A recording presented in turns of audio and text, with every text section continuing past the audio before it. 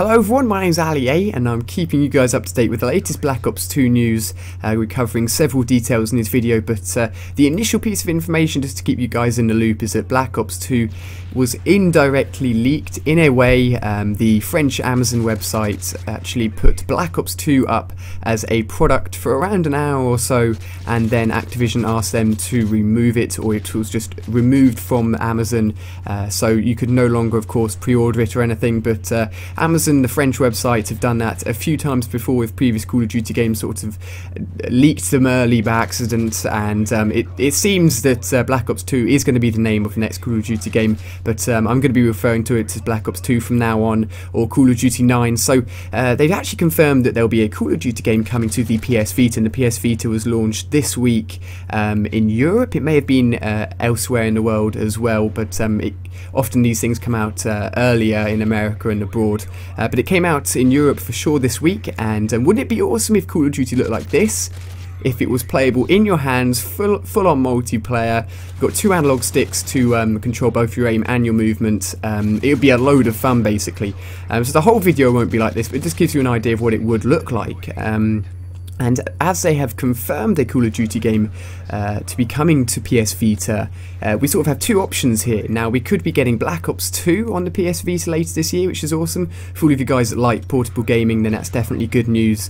It may be a slight port, but the good thing is the PS Vita actually has an almost HD screen. I think to make it HD, it needs to be by 720p basically, and the PS Vita is around 540p, so it's sort of almost HD, and because it's so small, the screen shrunk down so much, it looks pretty much HD quality. So the look of the Call of Duty game on the PS Vita would be almost identical if you're playing it on the big screen on your main console anyway. And even if we're not going to be getting Black Ops 2 on the PS Vita, we could be getting a previous Call of Duty game. So, you know, we wouldn't be shortchanged at all. We'd still be getting something like COD 4 maybe, or Modern Warfare 2, or a brand new Call of Duty game separate to the PS Vita. And I was also thinking along the lines of, since the PS Vita is made by the people at Sony, they also make the PS3 of course, would it be possible to sort of have cross interaction, cross multiplayer, where you've got the guys on PS Vita being able to play against the guys on PS3 as well? Now, it's an idea that could theoretically work out, but to be honest, you'd probably be at a huge disadvantage playing on the PS Vita. You don't really have a massive screen to look at. The controls are going to be a little bit more clunky even if you're using just a normal controller. Nonetheless, it's an idea that could be put into use, and it'd be awesome to see what you guys thought of that. But alongside that, I wanted to talk about things that annoy me from previous Call of Duty games, specifically death streaks and the noob tube, or the grenade launcher attachment for all the guns, and how you think those should be incorporated into Black Ops 2. Now, personally, I think death streaks are completely pointless and are simply annoying.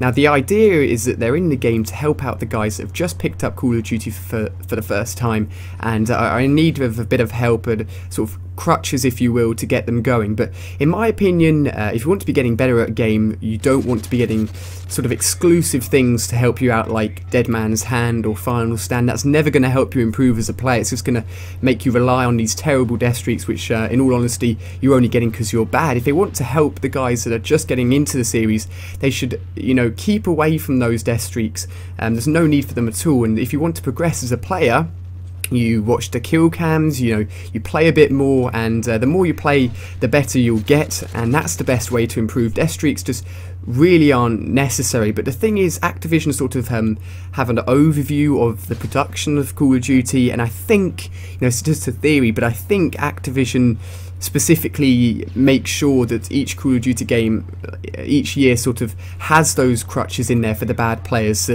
that new players aren't put off playing a brand new Call of Duty game because they feel, you know, if they pick up the game and after a week they still aren't getting any better, they may just put it down and never play it again. And, you know, then they wouldn't go and buy DLC. They sort of have been cut off from that game and they haven't enjoyed the experience. So that's why death streaks are sort of in there, I guess. But in all honesty, I still don't see the point of them.